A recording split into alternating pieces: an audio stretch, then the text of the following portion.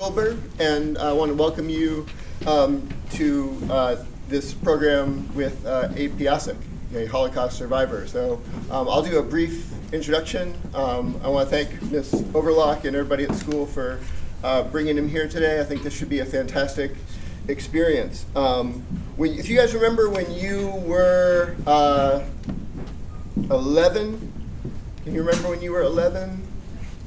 Sort of, kind of. When Mr. Piasek was 11, Germany invaded Poland and took over his country. When he was 12, he was separated from his family. He had his sister and his parents he never saw again. He was then brought to, he had to serve in a forced labor camp from 1940 to 1942. He was then transferred to Auschwitz, which you've probably heard of. He was there only for 3 or 4 days, and he then was sent on a train to a camp called Vaihingen, where he worked repairing craters that were formed by the Allies when they were bombing. They sent prisoners out to do that dangerous work. He then was transferred to a camp called, he was there for 1 or 2 years. He was sent to another camp called Hessenthal, where he was, again, helping repair German infrastructure that was working with railroad ties. And he was finally liberated in 1945. A train he was on that he later found out was headed toward Dachau, where he likely would have been killed had it reached there, was bombed on both sides by Allies. The train, I believe he was briefly knocked unconscious by that. He came back to life. He came back and lived in refugee camps in Germany from 1945 to 47, when he was part of a program that was brought from Germany to the United States. He arrived in Ellis Island in 1947. And so there's a lot more I could tell you about him, but I'll let him do it since he lived through it. But please join me in welcoming Abe Piasek.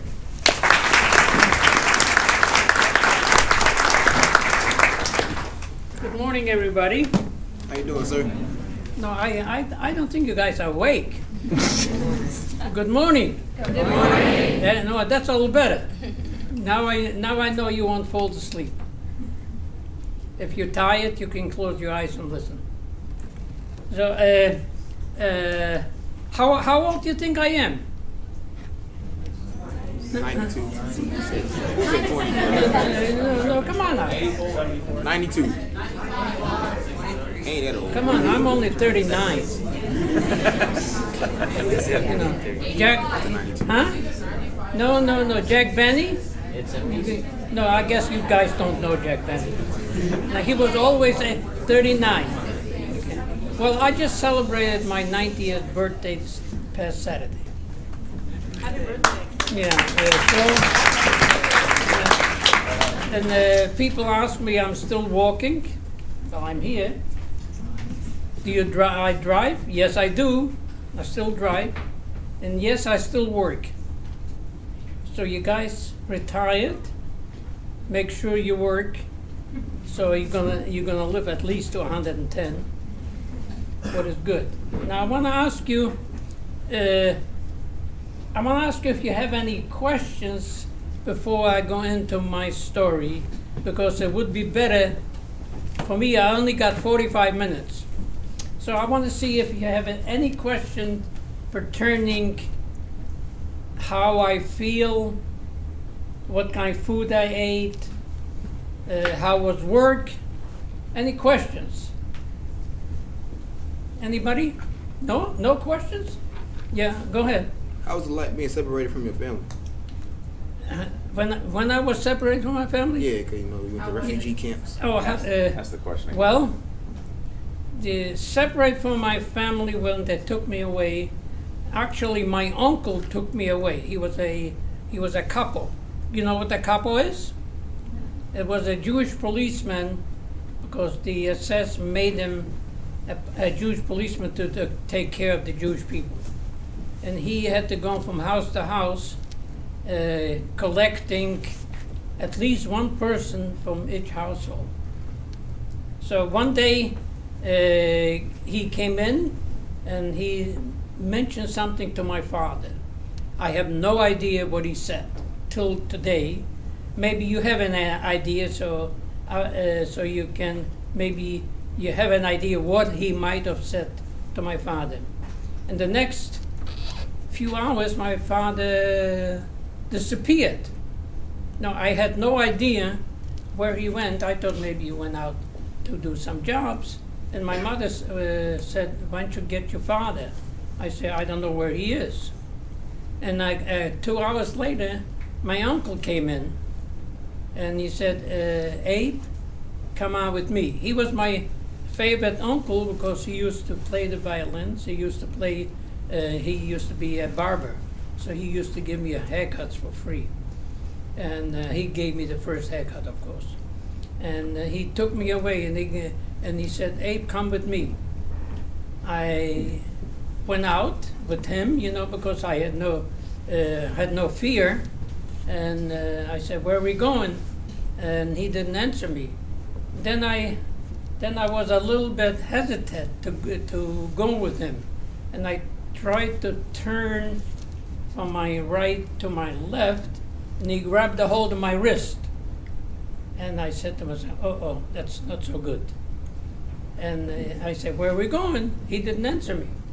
I say, and he actually pulled me, but if a grown guy hold a 11-year-old kid with the wrist, and he can't go no place, you have to follow him. And we went out, and I looked around. There was a lot of trucks lined up, and he said, "Get on the truck." The minute you get on the truck, you couldn't go no place because there was 2 SS standing on each side of the truck. Must be about 20, 30 trucks over there. And the minute you get on there, you couldn't do it, otherwise they shoot you. And a lot of people jumped off the truck, they wanted to run away, and they got killed and were laying there. And so the trucks took off. Okay? Now, any other question? So, yes? What's the happiest memory that you have of your family before this incident? The happiest moment before the war? Happiest memory of your family before that? Well, the happiest family was used to have on holidays. My father used to be a watchman for a strawberry farmer. So we used to go every summer for the whole summer, and we made a straw hut. Maybe you see it from the Indian tipi, and that was from straw. And we used to stay there a whole summer. And I was a 10, 11, so I used to go into the fields, steal potatoes, steal carrots so my mother could cook over there. And one day I had my pants on, and I filled it up, with potatoes and carrots, and the farmers saw it. What do you think I did? I ran like hell. And I couldn't run because my pants were full, so I had to loosen them up. The potatoes and the carrots fell out, and I ran home, and he didn't chase me anymore. So that was, and one day I went on a tree. We used to have them pears. I took a pear, and it was delicious, but it was a bee inside. So you can imagine the bee bit me, my face swelled up like this. And it wasn't pain. And that was the most thing. Ice skating in the winter, I used to have one ice skate. You couldn't get another one. And still today, I cannot go on 2 feet on the ice.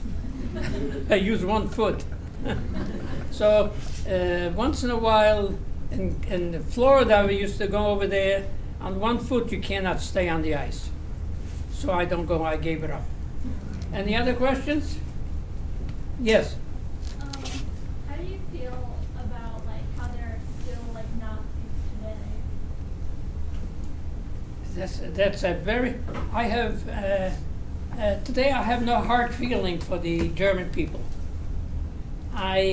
When the war ended in 1945, they told us to forget where we were in. So I did not talk until 1985, 84. My kids and my wife didn't know it, but about my whole thing, but they knew I was a survivor. But I have no animosity, no hard feeling for the German people because they were brainwashed. If you listen to people even today, and I know one person is talking, you see what happened, and they follow that person, unless you want me to go into politics, and I'm not going to do that. So use your imagination, okay? But I have no hard feeling for the German people.